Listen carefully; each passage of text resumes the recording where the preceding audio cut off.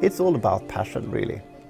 So one of my key areas is about sustainability, and sustainability in all aspects, regarding quality, regarding work environment, regarding the environment. It's so very important to include all these aspects.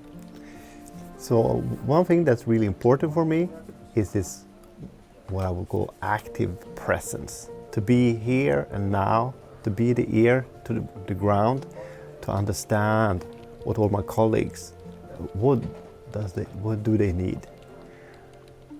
We do have workshops. Some of the topics that we have covered, it might be values, and also have a special topic around recovery. How are we able to cope for a full day, for a full working week, until the next vacation? How do we cope with that? How are we able to make sure that we have that work-life balance, so that we can actually make a really good work and still be able to be sustainable? Working with sustainability is about building a culture.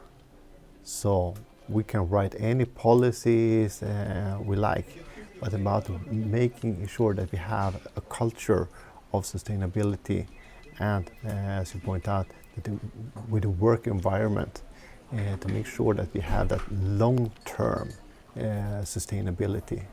Because Epishine is about a long-term commitment.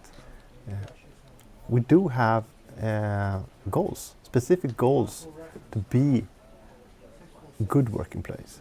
Not just a good one, a really good working place. And that is one of our key targets for coming years.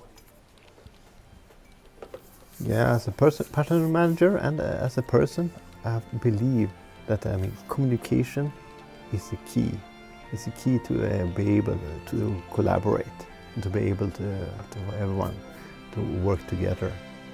And that goes very well hand to hand with this thought about sustainability. The sustainability is not something to have to do with collecting garbage. It's about having sustainability in our life, in our work life.